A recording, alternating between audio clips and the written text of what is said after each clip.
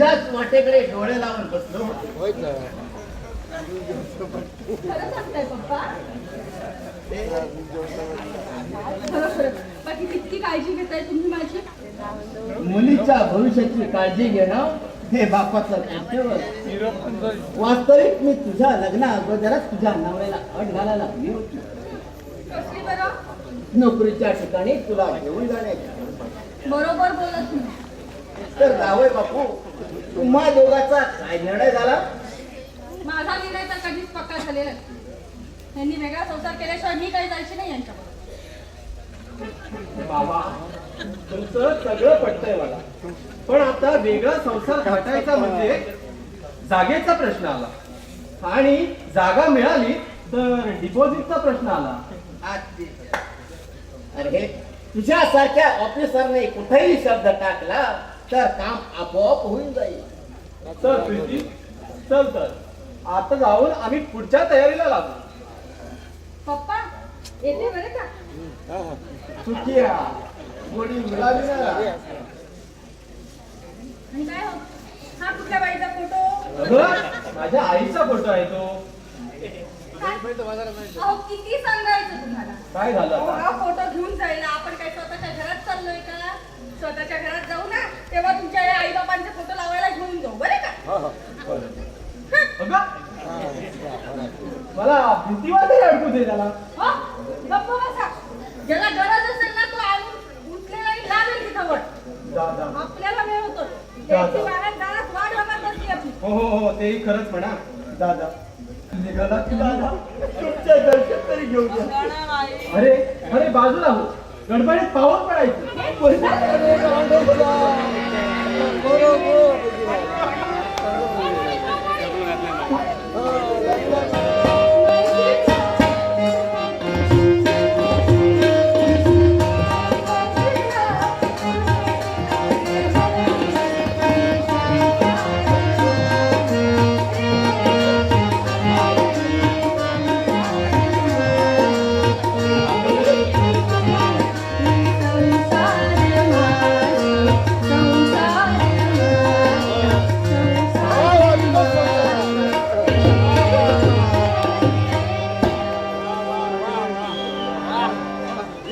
जिंकलाय.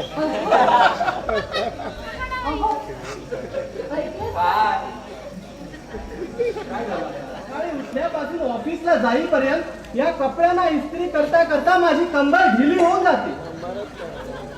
माझ्या साधा इस्त्री करताना तुमची कंबर मोडून जाते नाही का? उठा बाजूला उठा. आणा माझ्या साला. येताना की नाही मटण घेऊन या बरं का? आज अचानक म्हटलं, नाही म्हणजे पप्पा आलेत ना, मग त्यांच्यासाठी 8 दिवसातून एकदा का होईना मटण खायची सवय आहे त्यांना. बरोबर, आणि हे पण आले आहे. किती आणायचं? जास्त नका आणू हा अजिबात. 4-5 किलोच आणा. 4-5 किलो मटण.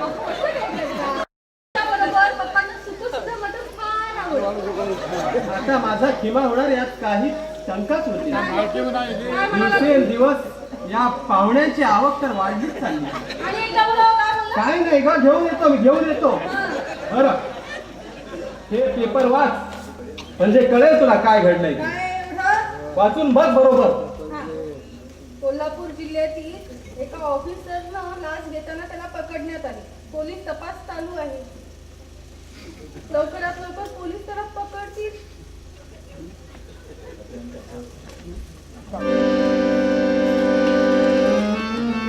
वाचलीस ना बरोबर?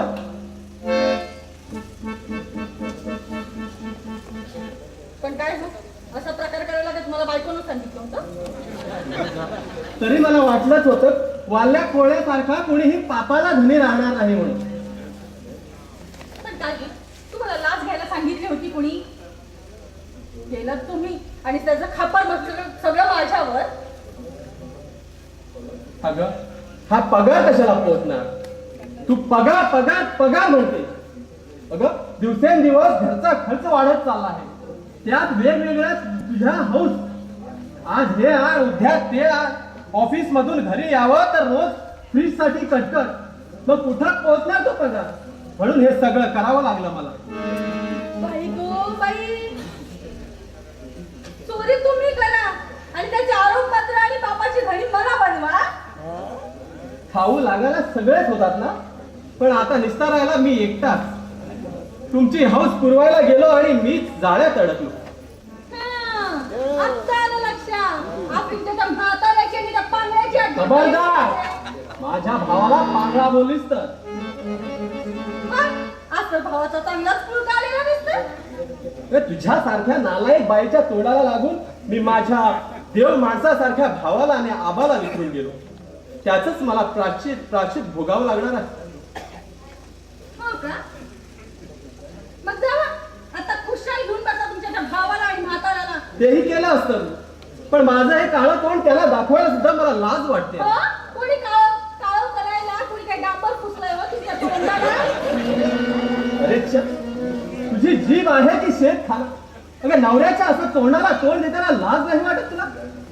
काय हो, माझी लाज विचारायला तुमची लाज कुठं विकून खाल्ली तुम्ही? तुला बोलशील तर खबर पडून टाक. हो का? मारा मारा म्हणून कसे मारते ते पाहते की नाही का? नालायक बाई कुठली, पुढा बोलायची सवय गेलीच नाही तुझी. अगं शेजारी पाजारी लोक काय म्हणतील याची लाज तरी राख जरा. म्हणून एकमेकाला काय म्हणायचं असते ते. शेजारी पाजारांच्या घरात काय भांडणं होत नाहीत कधी? शेवटी तुझ्या पुढे आता हात टेकायची वेळ आली. डोका आपटला तरी भोपला आपटला म्हणणारी तुझी अवला. तुझ्या पुढे निष्कारण हुज्जत धरण्यापेक्षा कुठेतरी जाऊन जीव दिलेला बरा. हा?